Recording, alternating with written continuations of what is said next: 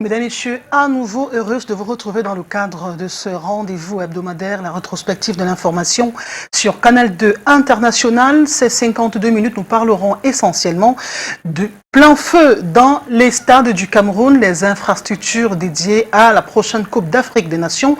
Nous parlerons également des workshops organisés à l'intention des managers et des artistes en prélude au Canal d'Or. On parle des Canal d'Or Digital Acte 13. Nous penserons également à la catastrophe des ECA. Cette semaine, nous avons commémoré les 5 ans de douleur. On s'en souvient, le 21 octobre 2016, 79 compatriotes ont perdu la vie ainsi que 600 personnes blessées. Mais nous parlerons également d'économie avec la journée africaine des ports qui vient de se tenir à Douala dans un contexte de la zone de libre-échange continentale. Mesdames, Messieurs, restez des nôtres.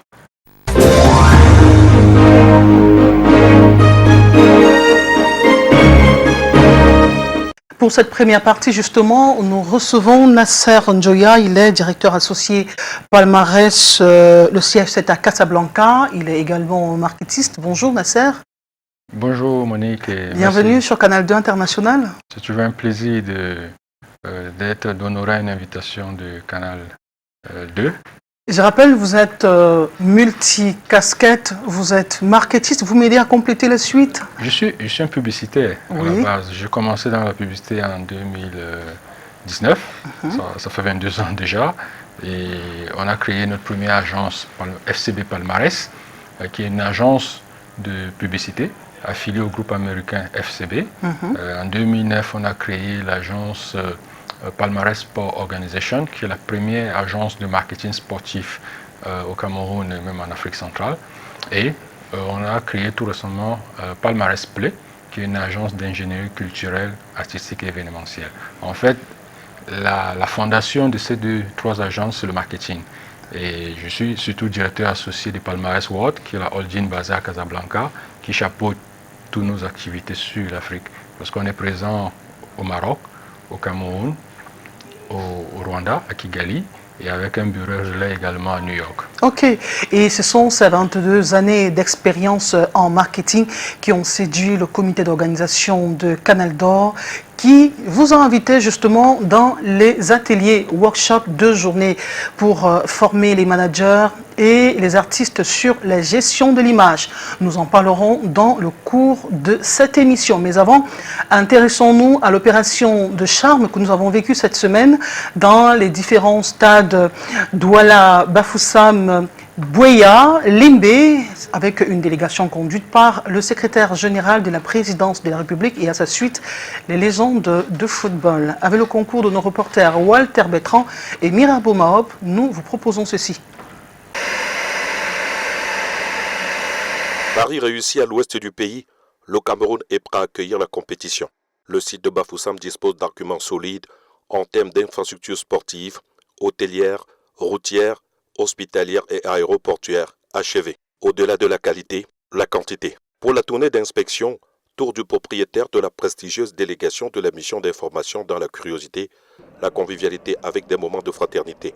Les différents maillons de la délégation s'assurent que les infrastructures sont prêtes pour accueillir la compétition. Représentant du chef de l'État, le ministre d'État, secrétaire général à la présidence de la République, ministre, éminente personnalité du monde du sport et des médias. Ancienne gloire, légende du football camerounais africain. Ce que nous avons vu sur tous les sites est extraordinaire. Ce n'est pas simplement parce qu'on n'avait pas ça au Cameroun, mais c'est que vous avez dit l'œil de celui qui a joué, l'œil de celui qui a voyagé, l'œil de celui qui a vu d'autres choses ailleurs et donc qui peut comparer. Nous avons des infrastructures de très très bonne qualité et à tous les niveaux.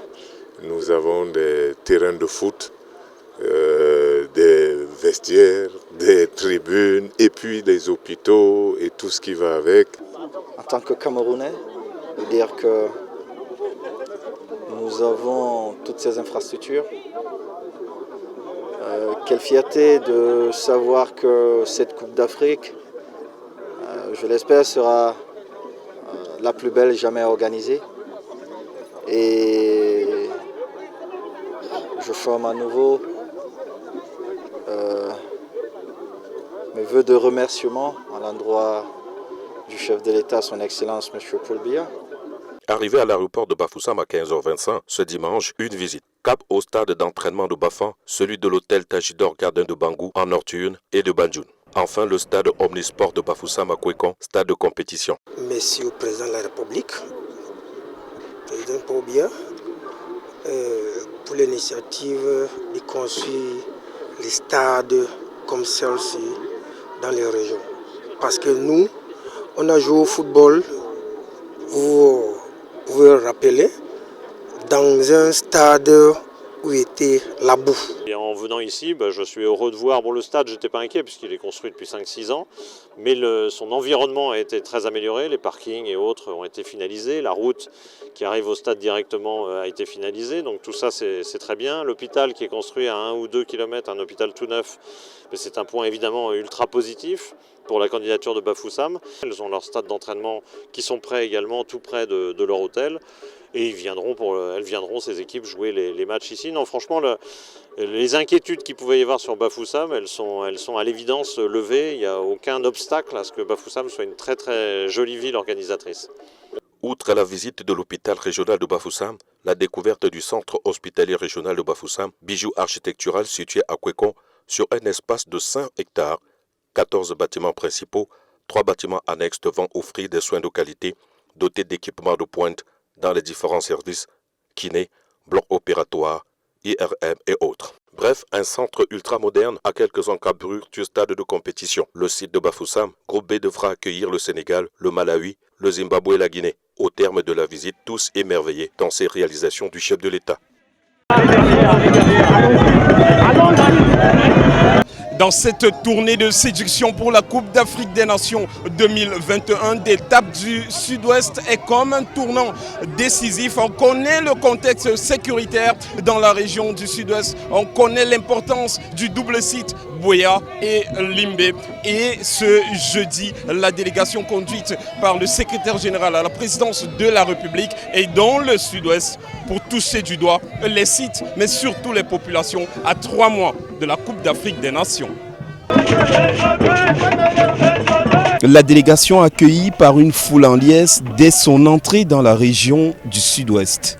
Les vedettes ont failli entraîner le meute. Rigobert Song, par exemple, réclamé par des jeunes et des moins jeunes. La passion qu'il y a aujourd'hui à Limbe et Buea est assez impressionnante. Elle montre que cette partie aussi du Cameroun va être évidemment passionnée par la CAN.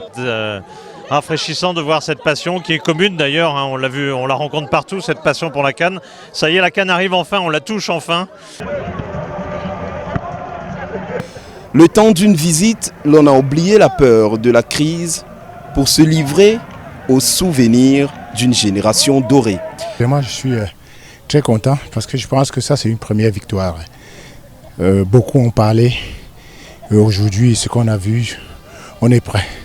Maintenant, il reste sur le terrain. J'espère que les gars seront à la hauteur et on sera derrière eux. Et en marge de la visite, le secrétaire général de la présidence de la République a rencontré la famille de la petite Caro-Louise Ndialé, tuée dans des circonstances troubles il y a quelques jours. Limbe Label, des images de cartes postales, un site aux normes depuis 2016 et la Coupe d'Afrique des Nations féminines. Que ce soit dans les hôtels comme sur le terrain, on va plus mettre l'accent sur le terrain, on voit des belles pelouses et c'est vraiment magnifique. Je pense que les équipes vont se régaler. Le Sud-Ouest, hôte de la poule F avec en lice le Mali, la Gambie, la Mauritanie et la Tunisie. Le double site Limbe-Buea s'apprête à accueillir sa 3e compétition majeure en à peine 6 ans.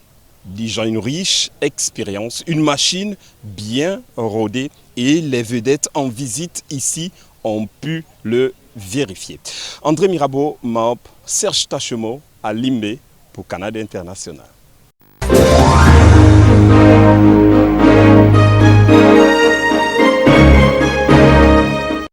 Nasser Njoya, d'un point de vue de marketiste que vous êtes, qu'avez-vous retenu de cette opération qui a mené dans les différents stades dédiés pour la Coupe d'Afrique des Nations 2021 ?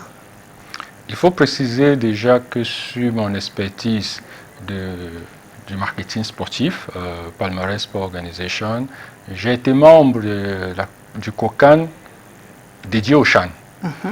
J'ai été membre, c'est nous qui avons travaillé sur ce volet marketing. J'étais à la commission marketing et on a eu à travailler à générer les annonceurs locaux qui ont accompagné cet événement, que ce soit des brasseurs comme Brasserie, Camtel et l'API et Cameco. Donc j'ai démissionné du CHAN en février pour pouvoir acquérir aussi ma liberté, parce que quand on est membre d'une organisation comme ça, en tant que patron d'une agence, je ne peux pas faire du business avec le COCAN, sinon je suis en conflit d'intérêts. Donc, il fallait bien que je puisse avoir ma liberté. Donc, j'ai beaucoup apprécié la démarche du secrétaire général à la présidence, juste que je fais partie de ceux qui auraient souhaité que ce type de démarche se fasse plus en amont. C'est-à-dire C'est-à-dire tout simplement ne pas le faire à l'approche de la CAN, parce que le secrétaire général de la présidence est le plus proche collaborateur du chef de l'État. Et parfois, on avait l'impression que les hautes institutions du chef de l'État venaient souvent mettre un peu de l'ordre dans un cafouillage qui n'était pas selon sa vision. Et à ce moment, si on avait fait en amont ce type de descente sur le terrain, il y aura eu un peu moins d'opacité, un peu plus de transparence et le grand public et même le marché aura eu une impression que le chef de l'État suit effectivement ce qui se déroule. Avez-vous le sentiment qu'avec cette opération, on va taire définitivement des attitudes sceptiques qui pensaient que le Cameroun, sur le plan des infrastructures, n'était pas à jour pour accueillir cette grande messe du football continental? Je pense pas. Moi, je ne suis pas de ceux qui ont attendu cette descente du secrétaire général de la présidente. Bon, c'est vrai que je suis parfois dans les secrets de Dieu, mais dès l'instant où la CAF a ouvert son bureau à Yaoundé, je pense que le Cameroun devait être un peu plus rassuré. Dès l'instant aussi où on a fait le tirage des poules, il faut le dire que le tirage de poules, généralement, la CAF se font 3 mois avant l'événement. La CAF l'a aussi fait très en amont pour pouvoir taire ce type de débat. Mais bon, les Camerounais étaient toujours dans le scepticisme. Je ne sais pas ce côté Saint-Thomas qui ont trouvé... Peut-être qu'ils ont été habitués à beaucoup de glissements et que finalement on devient sceptique dans l'ADN. Je peux les comprendre, mais je n'adhère pas vraiment à cela. Il faut dire qu'au jour d'aujourd'hui, le Cameroun, en termes de stade, avait tous les stades qu'il fallait. Le stade de l'Embe, ce n'est qu'un plus. C'est un stade, peut-être que je peux appeler un stade de souveraineté. Parce que Yaoundé, Omnisport, Japoma, Réunification, Limbe, Garoua et Bafoussam peuvent accueillir la CAN. Donc, par exemple, le Cameroun va s'offrir le luxe de jouer la CAN en fermant un stade comme celui du stade de la Réunification que plusieurs pays nous envient en Afrique et ces avaient n'iraient pas jouer à l'étranger. Donc, vraiment, sur ce domaine, sur cet aspect de la CAN, pour moi, en termes de stade, on a les stades. Après, maintenant, on peut discuter des infrastructures annexes, le plateau médical, les routes, les hôtels. Notamment. Ça, c'est un débat qui peut être développé. Mais en termes de stade, vraiment, c'est pas Nous sommes up-to-date. On est up-to-date. D'accord.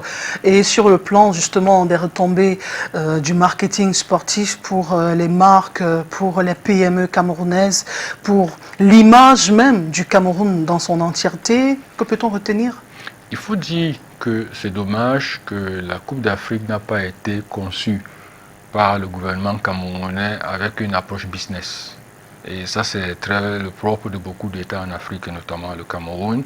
L'État aime toujours montrer des muscles, j'ai des moyens. Mais il faut dire que dans des grands pays et des grandes économies chez qui on peut s'inspirer de ce qu'ils font pour éviter les erreurs, l'État n'investit plus dans des stades totalement comme on l'a fait au Cameroun. Ça s'est fait en PPP, partenariat public-privé, mais l'État camerounais a voulu tout seul investir dans les stades, tout seul investir dans tout. On peut comprendre ça, accepter, parce que c'est une démarche où les fonctionnaires vont manipuler de l'argent, un peu comme au village, quand vous manipulez des morceaux de viande, vous finissez par vous lécher les doigts à un moment donné, à tort ou à raison. Mais la démarche business, la démarche touristique n'y est pas. Sinon, on l'aurait vu, que ce soit dans le marketing et dans la communication.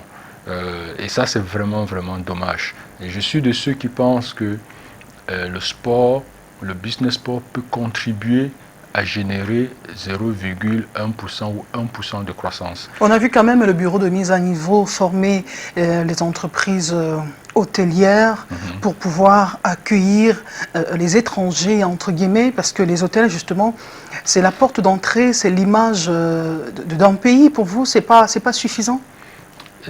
C'est pas suffisant, non, du tout, c'est pas suffisant. C'est déjà quelque chose. Mais la porte d'entrée, c'est d'abord les aéroports. J'espère qu'on a formé là-bas. Ça serait très important parce qu'il ne faudra pas que les policiers puissent recevoir les nouveaux invités d'une façon un peu barbare. Les hôtels, c'est bien de les avoir formés. Je ne pense pas, je ne suis pas de ceux qui pensent que la Coupe d'Afrique ne va rien apporter. Non, elle va apporter quelque chose. Il faut dire que le 70% de notre économie est basée sur la consommation. Et quand un individu est heureux, il consomme plus. C'est démontré. Si on fait une étude en allant du début de la CAN jusqu'à la fin et que le Cameroun fait une bonne croissance, rassurez-vous qu'elle aura un impact sur la consommation. Parlons justement d'impact sur la consommation. Je vais m'étaler sur l'Afrique centrale. Le Cameroun contribue quand même à 40% du PIB de la sous-région. Les autres pays qui sont tout à côté de nous pourraient également en profiter. Ça va de soi qu'il y aura il peut avoir un impact par éclaboussure. Ça, c'est possible. Donc, mais il faut déjà qu'on mène une étude en amont et en aval pour pouvoir le. Mais il y en aura. Il y en aura. Le sport a un impact sur l'économie des pays. Le sport ne peut pas résoudre l'économie, mais quand vous prenez l'exemple, par exemple, de la Ligue espagnole, la Ligue espagnole représente 2% du PIB de l'Espagne. Quand je dis pas de Ligue espagnole, c'est la première division et la deuxième division, la Liga. C'est tout. Je ne parle pas de tout le football espagnol. Ça représente 2% du PIB. Donc c'est au Cameroun de travailler pour que le sport camerounais, avec les infrastructures qu'on va avoir, puisse avoir un impact sur l'économie du Cameroun. Et la CAN peut être le go. Il faut dire que le sport aujourd'hui, c'est un support de diplomatie. On parle de soft power. Le Cameroun est reconnu comme le pays des légendes. C'est le seul pays en Afrique qui a 11 ballons d'or. Sur les 54 pays en Afrique, c'est le seul pays en Afrique qui a 11 ballons d'or. C'est un record. C'est un record. C'est un record d'or. Et quand je parle de 11 ballons d'or, c'est partagé en 7 footballeurs. Alors que la Côte d'Ivoire qui vient en deuxième position, Samuel Eto'o-Fils en a 4. Et on est le seul pays qui a eu un gardien qui a eu le ballon d'or, qui est Thomas Nkono. Je crois qu'il en a eu 2 fois, si je ne me trompe pas. Donc, et ces 11 ballons d'or partagés sur 7 footballeurs, je crois. Et alors que la Côte d'Ivoire qui nous suit avec, je crois, 6 ballons d'or est partagé avec 2 footballeurs. Donc, on a tous les atouts pour pouvoir faire du sport camerounais, du football, un support de diplomatie. À votre suite, Nasser Njoya, on a vu à la suite de Ferdinand Ngongo, le secrétaire général à la présidence de la République du Cameroun, des anciennes gloires du football camerounaises, africaines, ces gloires-là, qui ont été très très heureuses de voir de stade, de ce standing-là. On a envie de se demander comment rentabiliser ce stade après la compétition. What next? Parce que c'est souvent la grande question. En amont déjà, la démarche du SGPR avec les anciennes gloires est salutaire. Mais sincèrement, ça s'est fait un peu tard et ça s'est fait un peu dans un cafouillage qui peut donner l'impression à certaines personnes que c'est du folklore. Parce que la démarche rationnelle, quand vous avez des anciennes gloires, c'est de les impliquer en amont de la compétition. Et là, c'était d'abord une incongruité d'aller chercher la CAN sans aucune ancienne gloire. Quand Nicolas Sarkozy va chercher l'Euro 2016, qui n'a même pas présidé, il était allé avec Zinedine Zidane. Donc, qu'on aille chercher la CAN déjà sans Roger Mila et ses autres coéquipiers, c'est une aberration. On a vu Samuel Eto'o-Fils de bout en bout dans l'opération. Oui, non. Samuel Eto'o s'est impliqué à titre personnel parce qu'il aime le Cameroun, ça tout le monde le sait. Donc il s'est impliqué à titre personnel, mais il n'a jamais été inscrit vraiment en tant qu'ambassadeur pour l'opération. Et pour arriver sur le côté ambassadeur, il aurait été stratégique que chaque stade puisse avoir un ambassadeur qui est une ancienne gloire. L'Euro en France avec des ambassadeurs par ville. L'ambassadeur de la ville de Marseille s'appelait Basile Boli, qui était le buteur de l'Olympique de Marseille pour la seule et unique Champions League gagnée par un club français. Vous m'obligez à vous poser rapidement la question sur la demande publique de Roger Mila, qui est le joueur du siècle dernier en Afrique. Il est camerounais, des gens estiment que c'était une vaine gloire de le demander ainsi. Quelle a été votre position par rapport à cette sortie de Roger Mila, qui aimerait que le stade de Japoma soit baptisé en son nom? Moi, sur cette position, j'ai d'abord une position de par ma profession. En tant que marketiste, je trouve que c'est une hérésie de baptiser les noms des stades au nom des individus. Mais ça n'enlève rien au mérite de Roger Mila. Même un stade qui s'appelle Stade Amadou Ahidjo ou bien Paul Biya, pour moi, c'est une hérésie. Okay? C'est peut-être quelque chose acquis de la colonisation française, puisqu'à Bordeaux, avant, on avait un stade qui s'appelait le stade Jean Chabak Delmas, l'homme politique. Aujourd'hui, le stade de Bordeaux s'appelle Marmout, le nom du marque. Donc moi, je suis pour un naming, mais pas pour un naming d'individu, mais pour un naming commercial ou bien une mine institutionnelle. Mais c'est une mine qui est rentable. On ne peut pas avoir un pays qui est sur plusieurs fronts pour défendre l'intégrité du territoire, pour apaiser les frères qui sont dans une incompréhension au nord, pour défendre l'intégrité du territoire au nord du Cameroun, qui doit avancer dans l'éducation, qui doit avancer dans les infrastructures, mais qui s'offre le luxe de se fermer une porte financière. Donc, le naming commercial permettra que le nom du stade de Japoma et le stade Olymbe soient commercialisés à une entreprise, qui pourra être Orange, MTN ou 33 Sport. Et la part financière qui arrive contribue peut-être au budget d'entretien et qui résout le problème que vous avez évoqué tout à l'heure, qui est l'entretien des stades. L'un des magnifiques exemples, le stade d'Arsenal à Londres. Le stade s'appelle Emirates Stadium du nom de la compagnie aérienne. Et devant le stade Emirates, il y a la légende de l'Arsenal qui s'appelle Thierry Henry. C'est une approche qui honore Thierry Henry, c'est une approche qui peut honorer Roger Mila, mais qui peut en même temps faire entrer de l'argent dans la caisse de l'État camerounais et lui permettre de faire des économies. Cette économie peut être injectée dans le social. Mais je vais mettre un bémol. C'est sur le débat où les Camerounais disent que pourquoi Roger Mila, pourquoi toujours lui? Je suis de ceux qui pensent que Eto'o est le meilleur footballeur d'Afrique, mais le plus grand, c'est Roger Mila. Incontestablement. Incontestablement. Et quand on parle du football au Brésil, tout le monde s'écarte devant Pelé. On ne se pose pas la question que est-ce qu'il jouait seul, est-ce qu'il n'y avait pas les Jairzinho et autres. Quand on parle de France 98 et qu'on souhaite lui donner un visage humain, c'est Zidane. Quand on parle du basket en France, c'est Tony Parker. Que les Camerounais apprennent à célébrer les meilleurs. Leurs icônes. Et qu'on évite ce nivellement vers le bas. Roger Mila, c'est une légende. Les autres jouaient, mais ce qu'il a fait à 38 ans, c'est incroyable. Et vous estimez que sa sortie n'était pas bien heureuse? Sa sortie n'est pas malheureuse pour moi non plus. Même si je suis pour le naming commercial, un stade comme à Amsterdam, comme celui de l'Ajax, s'appelle Johan Cruyff. Mais c'est parce que l'Ajax a aussi d'autres moyens de générer des revenus. Mais nous, on n'en a pas tellement. Mais avoir un État qui veut toujours montrer ses moyens régaliens, pour moi, alors qu'elle a d'autres enjeux comme la santé, elle gagnera à se faire l'économie de vouloir prendre tout l'entretien des stades tout seul et de faire du naming commercial. Mais à côté, de pouvoir honorer ces légendes. Parce que qui jouent dans ces stades, ce sont les Roger Mila et les Samuel Eto'o, pas Paul Biya et Ahidjo. Donc, il faut honorer ces personnes. Politisation du sport. Oui.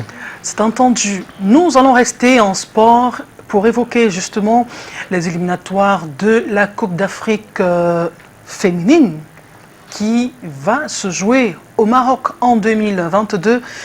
La phase aller avec la République centrafricaine s'est terminée avec beaucoup de tensions. C'est à la dernière minute que Chouta Diarra, à la 91e précisément, sauve l'honneur des Lions indomptables du Cameroun. Reportage. Qui d'autre que Chouta Diarra pour sortir les Lions indomptables des griffes des Centrafricaines?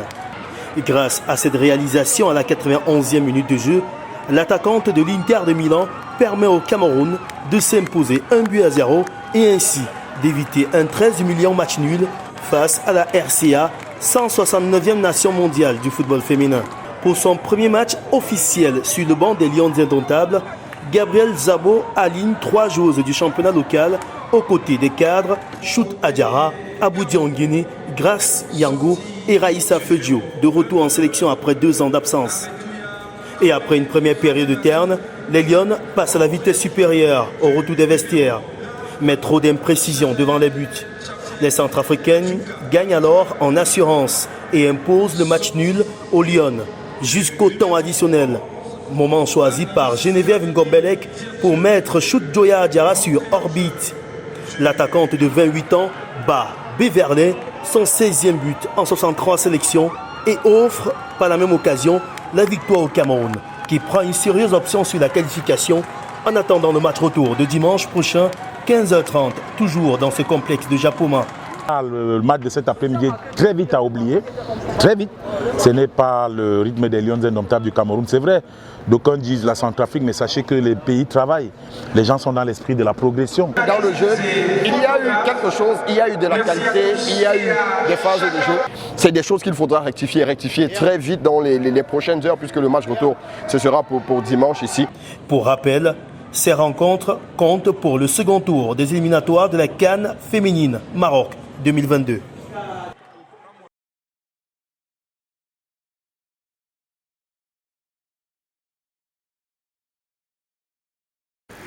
Eh bien, c'est à l'arraché que les Lions indomptables du Cameroun ont remporté cette sortie en face de la dernière nation du football.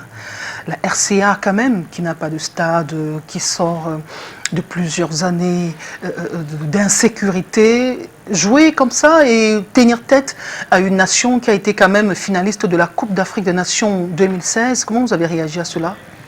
Vous savez, le charme du football réside dans le fait que ce soit hier, aujourd'hui ou demain, la supposée petite équipe pourra toujours battre la supposée grande équipe.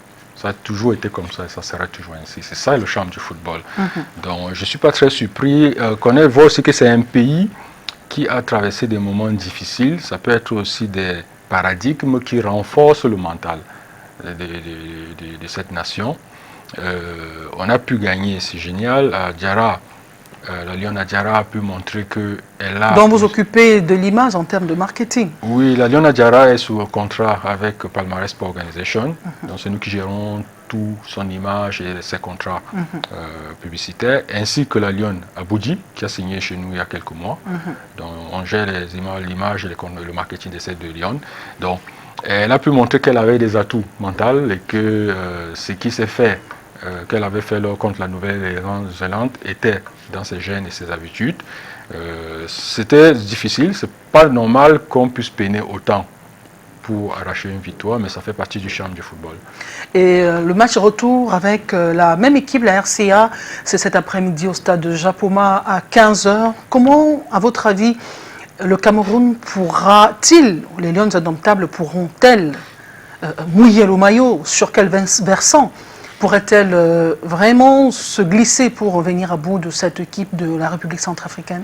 Il faut déjà dire que pour le match de ce soir, les Lions vont avoir un atout indéniable, le public. Et le match à aller, c'était un match dont la RCA était le pays d'accueil, même si ce n'était pas dans son stade. Et elle a été très intelligente de jouer à huis clos. Voilà, parce que si les Lions avaient eu ce public, ils auraient eu un peu plus de pression. Bien évidemment. Et là, les Lions iront avec le public. Les Lions iront aussi avec un atout supplémentaire, connaître un peu mieux l'adversaire qu'avant le match aller. Donc, je fais confiance à l'effectif et ainsi qu'au coach pour pouvoir résoudre un nouveau coach, c'était quand même une sortie malheureuse pour son premier match. On va parler d'un match test, non? Bon, pas malheureuse, hein, puisqu'il a gagné. Oui, avec beaucoup de douleur. Hein. Ce qu'on retiendra demain et dans 1 an et dans 10 ans, c'est la victoire. J'espère qu'il y aura la victoire aussi cet après-midi. Nous le souhaitons vivement. Allez, nous allons nous intéresser à un autre pan de cette émission.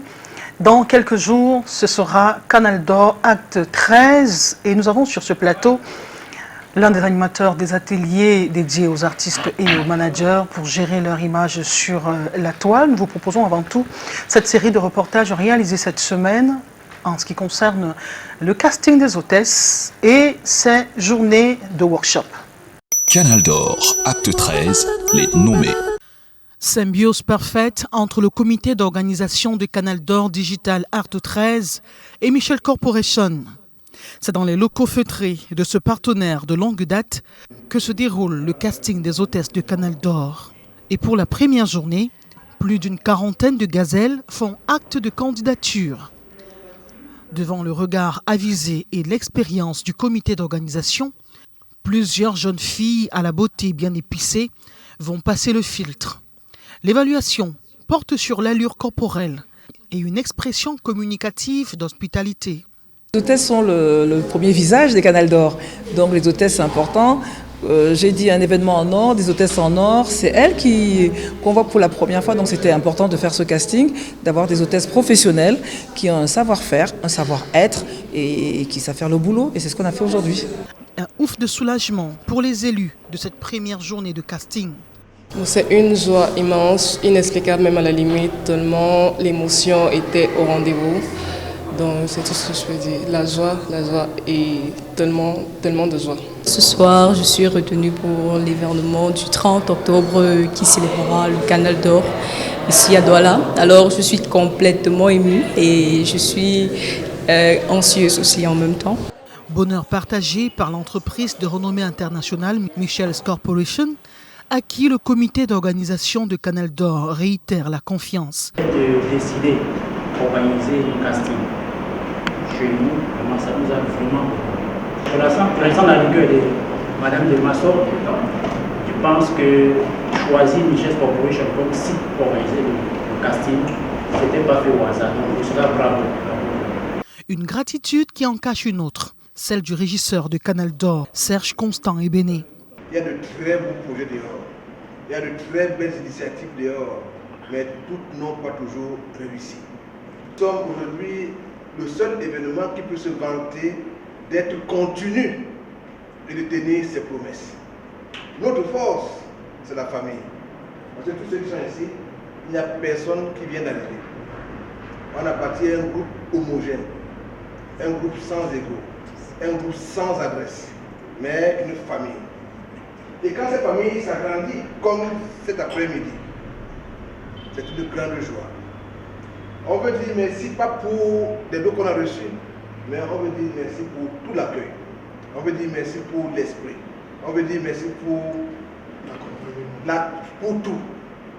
On veut vraiment vous dire merci. Outre les hôtesses, Michel's Corporation va officier en tant que partenaire make-up. On a réservé des lots pour les différents nominés et on doit maquiller avec notre marque perfectionniste qui est connue au-delà du Cameroun, qui est connue un peu partout en Afrique, comme je vous ai dit tout à l'heure, en Afrique et en Europe. On va essayer de faire découvrir au public cette marque-là perfectionniste. C'est du make-up de bonne qualité et accessible à tous les bourses. Rien de ce travail titanesque n'aurait pu être possible sans un travail d'équipe qui innove d'une édition à une autre. Et la main sur le cœur, celle qu'on appelle affectueusement Prési, peut dire merci à son équipe choc. Je peux m'estimer heureuse parce que j'ai une équipe, une forte équipe. Et chacun sait ce qu'il fait, ce qu'il a à faire. Il fait ce qu'il fait quand il faut et là où il faut. Je profite de cette occasion pour vous dire merci. Le 30 octobre, c'est dans moins de 2 semaines. Et c'est le moment d'hâter le pas pour voter son artiste sur les différentes plateformes dédiées. Canal d'Or, acte 13, le 30 octobre.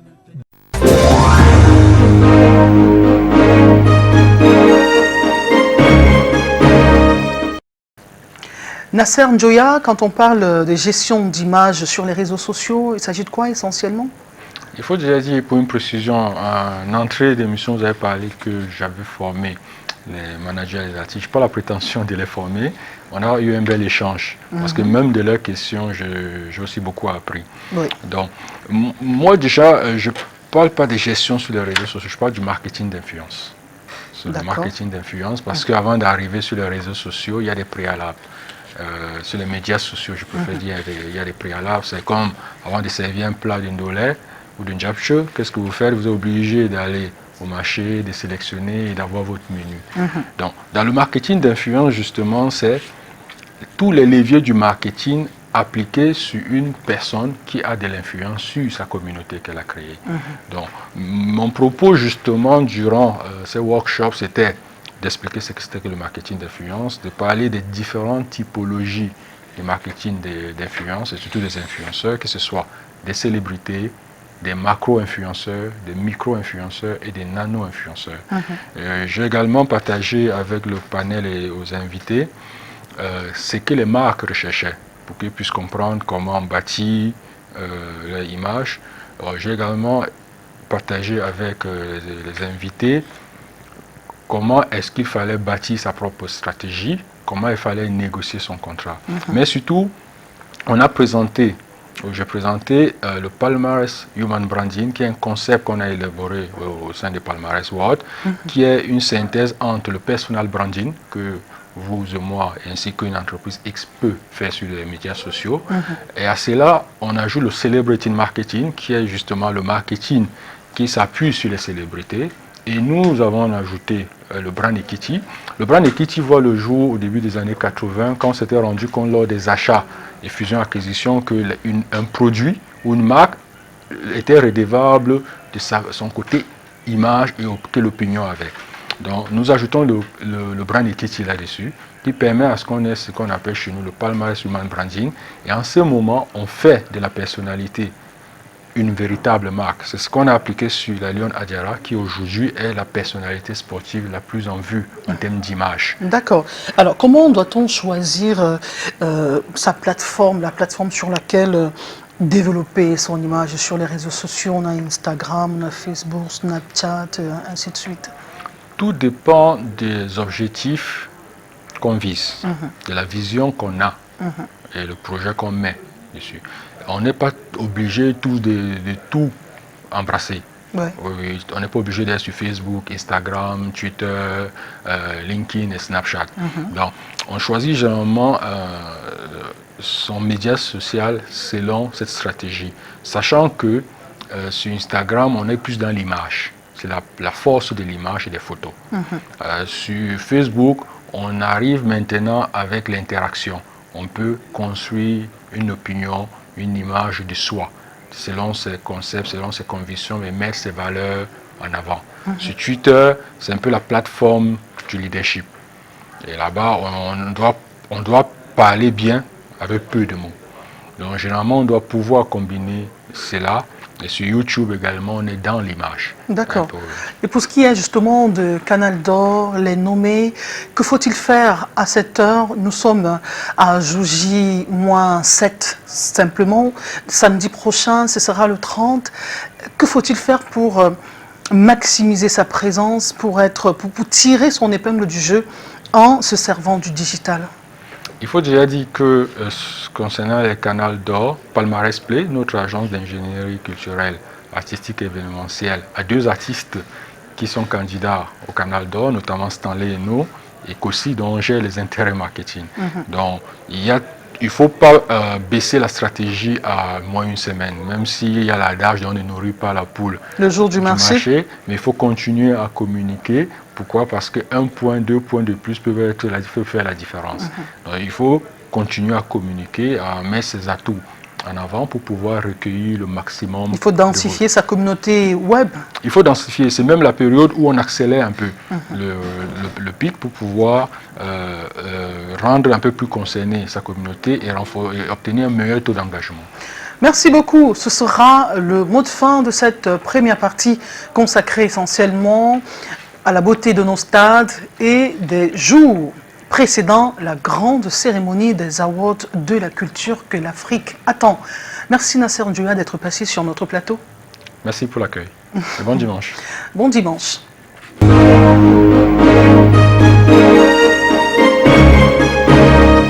Douala a abrité cette semaine le 3e forum des ports africains sur le thème « L'Afrique portuaire à l'aune de la zone de libre-échange continentale ». Les travaux étaient présidés par le ministre des Transports, qui représentait le Premier ministre chef du gouvernement. Et pour en parler sur ce plateau, nous recevons Serge Mpele Onana, il est consultant en transport. Bonjour. Bonjour Madame Naoussi et merci de m'avoir invité. Nous sommes très heureux de vous recevoir sur ce plateau. D'entrée de jeu, nous allons vous demander quelles sont les retombées d'une rencontre comme celle-là pour les ports africains et pour le Cameroun qui est un pays portuaire entouré des pays d'Interland qui n'ont pas d'ouverture sur la mer.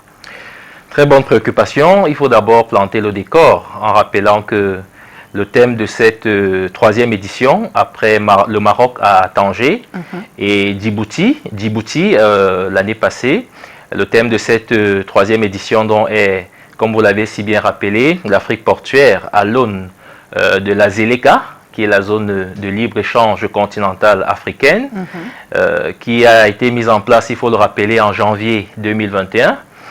Elle aurait été mise en place en juillet 2020, mais à cause de la Covid-19, la crise sanitaire, le projet n'a pas été mis en place.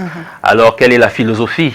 De manière très simple, c'est de mettre en place un marché unique de biens et services en Afrique qui puisse stimuler le commerce intra-africain et le business intra-africain et donc mieux préparer, et ça c'est le deuxième enjeu important, les économies africaines sur le marché mondial, parce qu'il est démontré que pour mieux faire face aux enjeux mondiaux, il faut d'abord constituer un bloc solide au niveau régional, et c'est donc ça la philosophie de la ZLECA, qui vient donc offrir l'opportunité aux économies africaines de pouvoir donc mieux s'émanciper, entre elles d'abord, avant d'affronter le marché mondial. Et sur ce plan-là, il est très bien mis en avant le fameux adage qui dit que l'union fait la force, et que lorsqu'on est seul, on va plus vite, mais lorsqu'on est ensemble, on va plus loin. Exactement. Et donc l'économie camerounaise, maintenant, qui est quand même une économie locomotive au niveau de la sous-région Afrique centrale, c'est pas pour rien que Douala a été choisi pour abriter ces troisièmes assises, a quand même là une opportunité importante à saisir au moment où, comme vous l'avez constaté, l'État du Cameroun essaye de reprendre en main l'aspect exploitation de ces plateformes portuaires. On l'a vu avec la régie, la RTC, au niveau du port de Douala. Il y a donc cette volonté politique qui fait des merveilles, qui vient démontrer que le Cameroun se prépare, n'est-ce pas, à une meilleure position stratégique sur le marché régional et plus sur le marché international. Et cela devrait justement conforter la volonté du président de la République qu'il avait si bien martelé, vous vous en souvenez, lorsqu'il avait déclaré qu'il souhaiterait que le port de Douala, pour ce qui est du port de Douala, soit une référence, un pôle de référence dans le golfe de Guinée.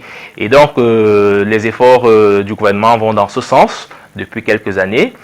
Cette position a été reconfortée avec la mise en exploitation du port en eau profonde de Kribi, qui vient justement redorer le blason portuaire national et rassurer quant à l'avenir portuaire. Qui reçoit des grands bateaux. Absolument, au regard justement de sa profondeur importante, qui vient pallier à l'insuffisance du port de Douala en matière de tirant d'eau. Mais des experts ou alors des exploitants des ports ou les portuaires, pour le dire ainsi, estiment que le port de Kribi, le quai n'est pas assez étendu pour recevoir 2-3 grands bateaux. Ça reste un défi quand même à relever de ce côté-là.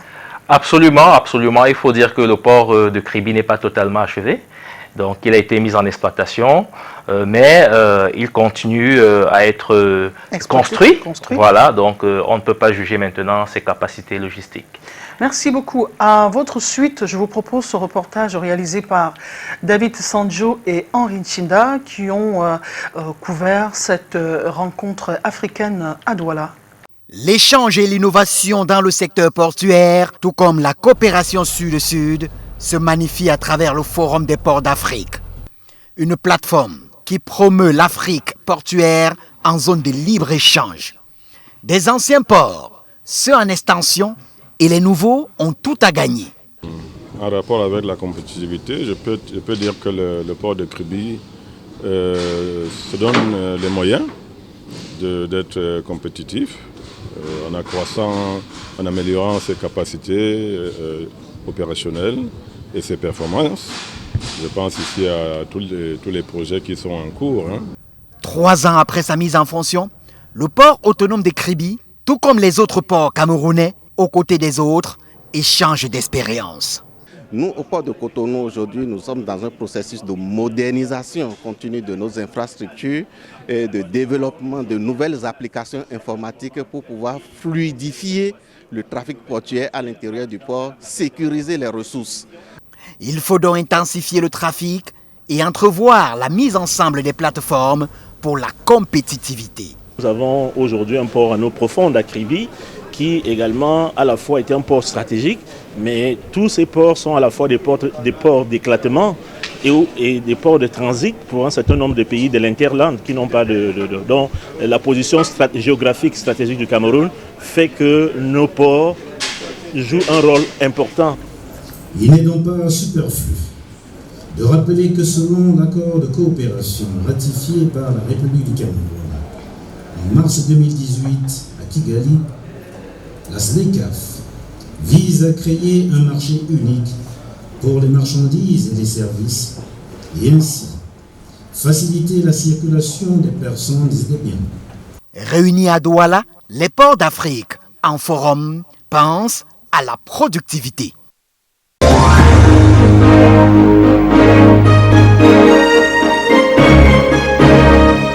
Et quand on parle justement de ce marché africain, marché intra-africain, avant d'attaquer le marché mondial, on parle aussi de la main-d'œuvre. Quelle est votre position par rapport à un certain courant qui pense qu'on devrait nationaliser la gestion des ports africains, les quais? Aujourd'hui, vous parlez de la RTC qui fait des merveilles et qui permet de constater que la main-d'œuvre camerounaise est up-to-date et peut gérer son port. Mais il y a d'autres quais qui sont en activité gérés par des expatriés. Qu'en pensez-vous? Oui, très bonne préoccupation. Je pense que lorsqu'on parcourt l'histoire portuaire des économies africaines, on va se rendre compte que les places portuaires se sont mieux portées lorsque on était dans la logique, le modèle économique de la planification, avec au niveau de l'économie camerounaise les plans quinquennaux, où nous avions une dynamique de construction des infrastructures portuaires assez remarquable, et où la Société nationale de transport maritime, Camship, à l'époque, se portait très bien. Donc, géré par les nationaux. Les nationaux, voilà. Donc, je pense que c'est pourquoi de plus en plus l'État revient en force dans ce secteur d'activité. Mais il faut également ne pas élaguer le libéralisme économique, c'est-à-dire le souci également de garantir des règles de compétitivité entre les États. Voilà pourquoi l'un des socles sur lequel s'appuie la réflexion du forum, c'est un partenariat public-privé, n'est-ce pas, qui permette à l'État de rester le propriétaire du port, celui-là qui donne le cap, celui-là qui crée un environnement facilitateur, un environnement qui puisse inciter à la performance des opérateurs privés, qui à leur tour devraient apporter leur ingénierie, n'est-ce pas, en termes d'innovation, en termes d'informatisation, etc., etc. Serge Pelé-Onana, on va rapidement parler de ce souvenir douloureux du Cameroun. C'était en 21 octobre 2016, 79 personnes ont péri sous les wagons de l'entreprise Camrail, l'entreprise en charge du transport ferroviaire au Cameroun. Évocation des souvenirs avec les rescapés dans ce reportage que nous propose Janice Kamga. 5 ans après l'accident ferroviaire d'Ezeka, de l'eau a coulé sous les ponts, mais les rescapés en gardent un souvenir vivace. Dès qu'il est 6h, 7h, je commence à revoir tout le film de la journée. Donc c'était un jour triste. Ce n'est pas facile d'oublier un moment comme celui-là, où on a vu des vies partir devant nous, où on s'est vu entremêler entre le sang et la chair. D'aucuns ont repris un train de vie relativement normal. Pour d'autres, par contre, la plaie reste béante. Des blessures morales, psychologiques, émotionnelles, des blessures physiques. Il y en a qui sont encore sous traitement Il y en a qui sont encore suivis par des médecins. Il y en a qui cherchent même encore les moyens pour pouvoir se soigner. Depuis le drame de 2016, il y a eu des promesses. Par exemple, l'érection d'une stèle en mémoire de la centaine de victimes. Selon des indiscrétions, le chantier serait à l'arrêt. Au ministère des Arts et de la Culture, maître d'ouvrage, l'on indique attendre le financement qui vient du ministère des Finances. On va être patient, on va attendre. Quant à la prise en charge médicale gratuite des accidentés, éphémère. C'était une prise en charge que nous avons compris comme étant une prise en charge continue. Mais je peux vous garantir qu'au jour d'aujourd'hui, les accidentés se prennent en charge eux-mêmes. La main tendue, ils continuent de mener leur plaidoyer. Il y a certains qui ne sont pas partis lors de ce déraillement du 21 octobre 2016, mais il y a d'autres qui sont partis de mort naturelle bien après. Ils auraient aimé voir quand même la stèle. Essayer de diminuer leur douleur, essayer de satisfaire leurs besoins, essayer de remplir le manque qui aura été causé par cet accident. Ils se refusent à penser que tout le monde leur a peut-être tourné le dos.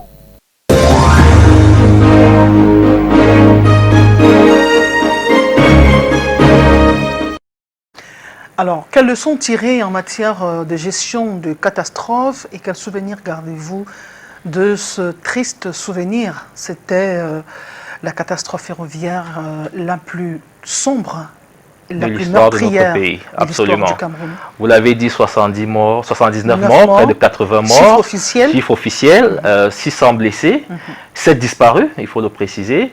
C'est des chiffres qui font froid au dos. Et il y a eu de grandes promesses qui avaient été tenues, je m'en souviens à cette époque-là, allant dans le sens de reconforter les familles durement éprouvées. Je vais mentionner par exemple la stèle en mémoire des victimes qu'on attend toujours. Il y avait également le souci de renforcer les centres de santé et en particulier l'hôpital du district des ECA qui n'avait pas pu contenir à cette époque-là les victimes. Il y avait également des encouragements qui avaient été promis à l'endroit des volontaires qui avaient agi avec un certain professionnalisme pour limiter les dégâts. Des distinctions avaient été annoncées, on les attend toujours. Donc c'est un sentiment très douloureux et surtout l'impression qu'il y a eu un abandon.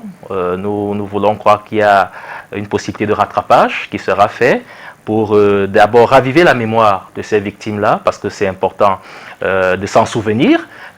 Figurez-vous, Madame Naoussi, que la catastrophe d'un SAM, par exemple, qui s'était produite le 14 février 1998, aujourd'hui, quand le 14 février arrive, on se souvient plus des amoureux. On a oublié que le même jour, il y avait eu des victimes de même nature. Donc je pense qu'il faudrait davantage qu'on se souvienne de ceux qui sont morts. Et de rattraper les promesses qui n'ont pas été tenues absolument jusqu'à présent. Mesdames, c'est messieurs, fondamental, Madame Naoussi. Merci beaucoup Serge Mpélé Onana. Vous êtes consultant en transport, vous êtes également le responsable du pôle météo de la région du littoral. Nous disons merci à tous nos téléspectateurs qui ont suivi cette émission de bout en bout. Canal d'Or, acte 13, ce n'est plus que dans quelques jours. C'est le moment de se précipiter pour voter vos nommés sur toutes les plateformes dédiées. Mesdames, Messieurs, la rediffusion de ce programme, c'est lundi à 9h. Quant à nous, nous vous retrouvons dimanche prochain à 9h avec le même plaisir. Restez des nôtres.